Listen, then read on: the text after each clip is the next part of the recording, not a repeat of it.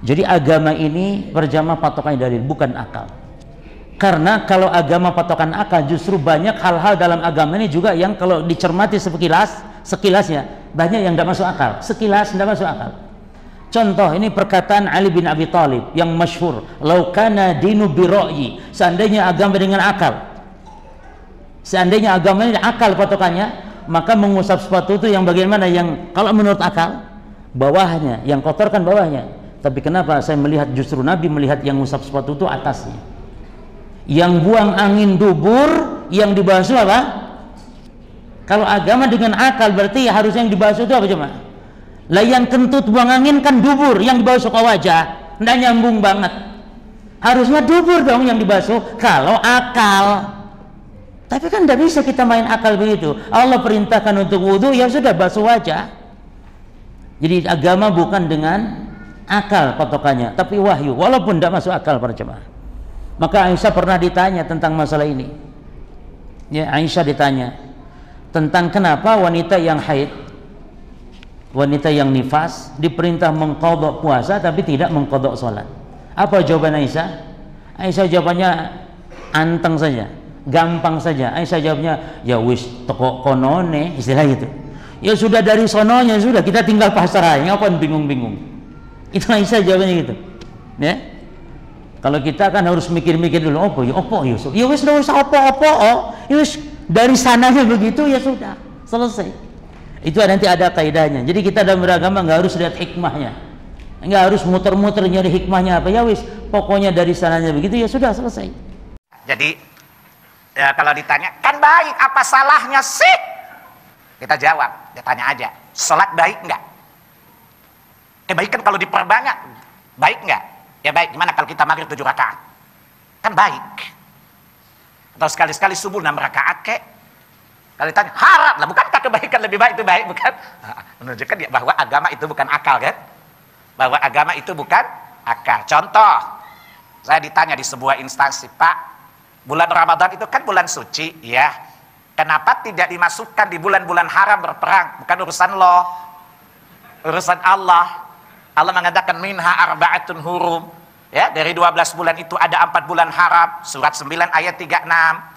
Di situ Allah tidak jelaskan apa yang dimaksudkan bulan haram. Allah jelaskan di surah 2 Al-Baqarah ayat 217, yas'alunaka 'anil syahril harami qitalin fi. Mereka bertanya kepadamu bulan-bulan haram berperang padanya. Jadi surat 2 menerangkan tentang makna dari bulan haram pada surat 9. Ya.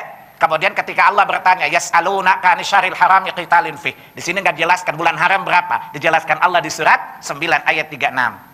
Pertanyaannya, bulan-bulan apa saja? Quran tidak pernah menerangkan bulan apa saja.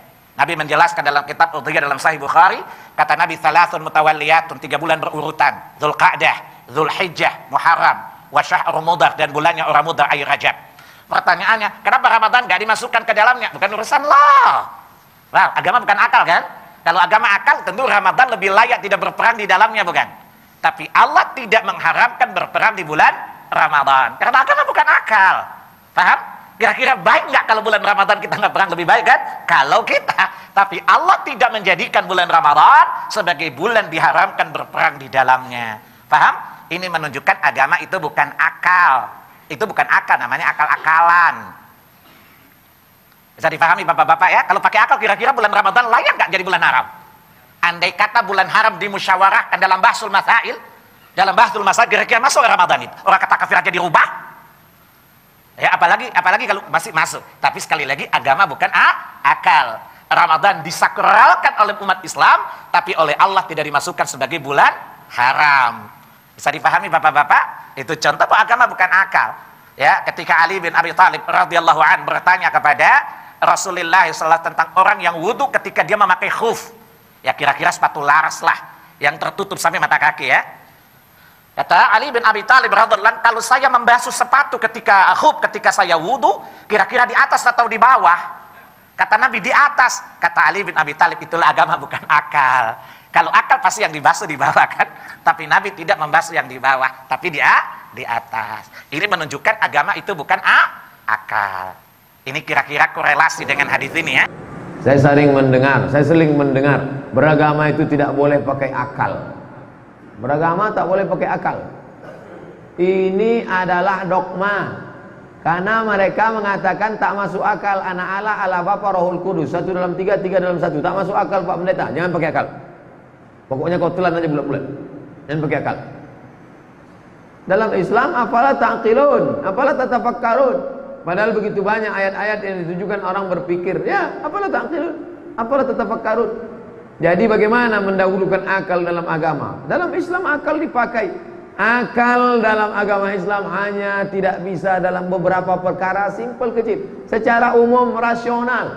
Ajaran Islam rasional. Ajaran wudu, ajaran sholat, ajaran bagaimana sholat membuat orang menjadi fresh, bagaimana wudhu itu orang kalau rumah orang kaya, restoran ada wastafel, cuci muka, maka dalam sholat fresh.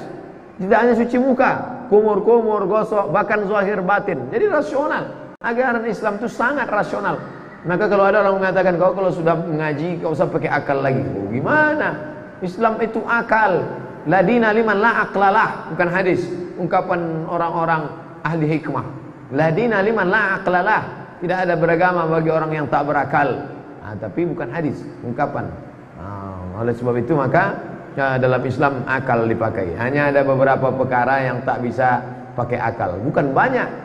Bukan semua agama ini harus pakai akal. Akal ketemu dengan ayat, lahirlah tafsir. Akal ketemu dengan hadis, lahirlah syarah. Akal ketemu dengan ayat-ayat hukum, lahirlah fikih, halal, haram, makruh, mubah. Kalau tidak pakai akal gimana mengharamkan bir?